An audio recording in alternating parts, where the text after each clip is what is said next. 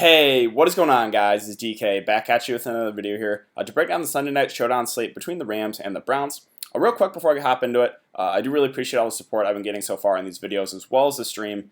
Again, I really do appreciate it. If you guys are new to the channel, if you enjoy the content, I really appreciate it if you would subscribe and like this video.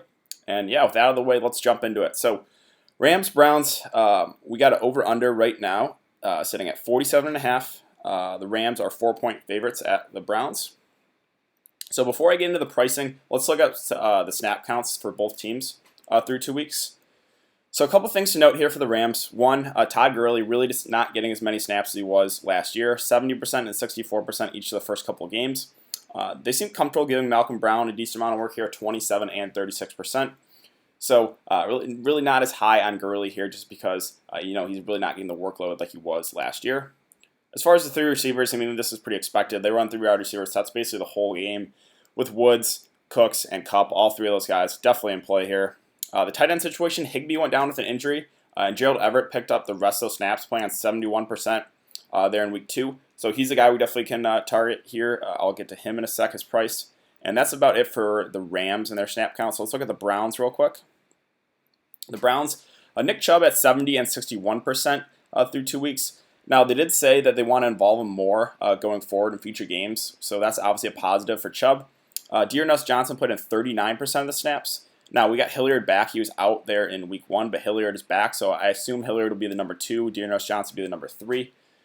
As far as receivers, it's Jarvis and Odell basically playing the whole game. And then Ratley picked up 61% of that number 3 role with Rashard Higgins out. Rashard Higgins is questionable. Tyrod Taylor even picked up a little bit there at 26%. So Higgins is injury news we have to monitor. As far as the tight end situation, David Njoku only played in 14% because he got injured. He's going to be out. I think they put him on the IR, or he's going to be out for a while. So it's going to be Demetrius Harris picking up most of those snaps. He put on 78%, so he's another value guy we can consider. And that's basically it for the snap count. So let's jump into the pricing here. So we'll start at the top. Again, Odell at 11K. He's got the most upside by far of anyone on the slate. I mean, look what he did against the Jets week 2. 6 catches, 161 yards, 1 touchdown. I mean, he has that breakaway speed. So, yeah, Odell, definitely considering for my captain just because he has the most upside. As far as the quarterbacks go with Jared Goff and Baker Mayfield, I don't mind either here. The over-under, again, sitting at 47.5, so it's definitely a higher over-under. So, yeah, I'm definitely going to try to get at least one quarterback, possibly 2, depending. Again, we do have some value plays I'll get to in a sec, so I don't mind either quarterback at all. If you're going to play the quarterback in the captain spot, definitely get some correlation. So if you're playing Jared Goff, go with a couple of receivers. Same thing with Baker Mayfield. As far as running backs go, Nick Chubb, definitely prefer him to Gurley just because, again, they said they want to involve him more going forward. He played in, 70 and 61% of the snaps the first couple weeks. So, that I assume that's going to go up. I assume they might involve him more in the passing game too. So he's definitely the preferred target for me if I'm picking between the two, between him and Gurley. As far as Gurley at 9.6, it's kind of just a stay away. Now, can he get you there in 60, 70% of the snaps? Of course he can, but he's just not seeing enough the work like he was last year. So at that price, I'm probably going to fade. Again, he can definitely get you there in 60, 70% of the snaps, but for me, I'm going to lean towards Nick Chubb over Gurley. As far as wide receivers, the Rams wide receivers, it's kind of a toss-up here. All three definitely solid. Again, all three basically played the whole game. Cooper Kupp has flashed the most upside here in the first couple of weeks. Again, he's like the slot receiver, so he's probably the safest target. Cooks, definitely the big play guy. A little more riskier, so a little more boom or bust for Brandon Cooks. And then Woods, kind of the in-between guy. Don't really mind either. Again, he kind of had an off week 2, but all three guys definitely in play. Again, I think Cooks, kind of more boom or bust. Kupp, probably the safest, and Robert Woods, the cheapest of the 3. So don't really mind any of those 3 wide receivers for the Rams. As far as Jarvis goes, 7.4. Definitely a discount off of OBJ. 7 targets each of the first couple weeks. Now, he doesn't have huge upside. He's going to be playing out the slot, but he can definitely get you there at a price tag of 7.4K. So I don't mind buying low on Jarvis here. Doesn't have the upside as OBJ, but is a pretty solid price for him.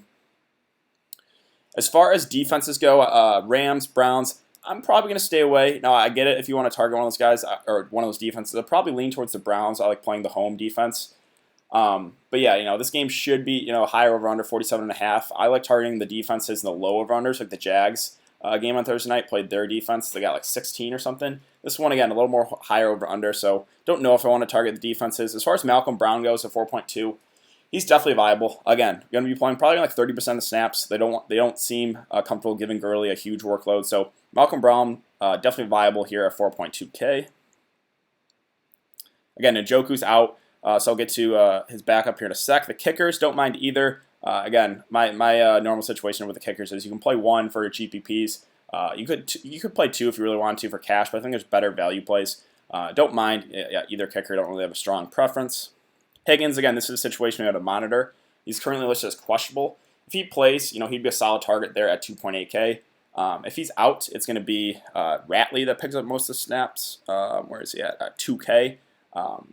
Didn't have a huge day, but 2 catches, 50 yards, not bad. Again, he was on the field for I think it was 60% of the snap, 61%. So he'd be a guy that would we could consider if there's no Rashard Higgins.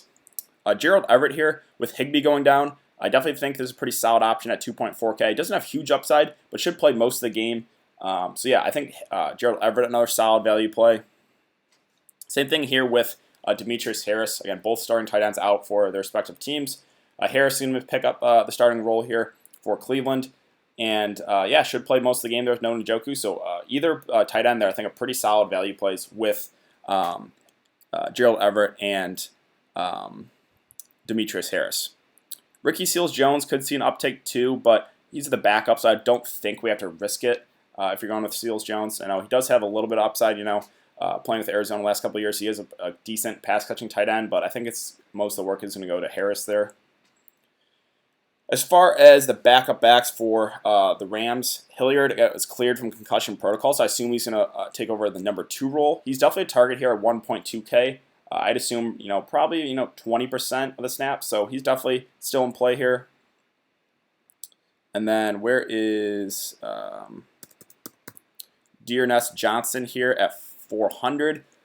Probably a stay away unless we get confirmation that he's going to take over the number 2 role. He should go down a spot in the depth chart, so I don't really think he gets enough snaps to consider him there at 400, unless we get confirmation again that he's going to be the number 2 guy. And then, am I missing any of these? Anyone down here?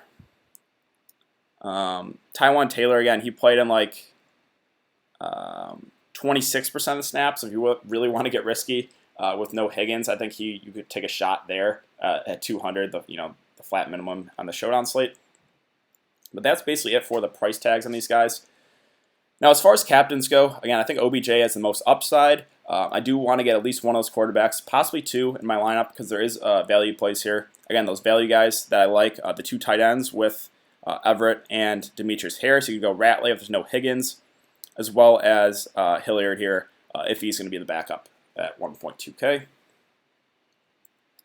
And yeah, like I said, it's OBJ for me, I think. It's probably the most popular captain. Again, I think he has the most upside. As far as QBs go, I normally don't go quarterback in the captain spot, but I get it if you want to go there. If you're going to do that, again, get some correlation.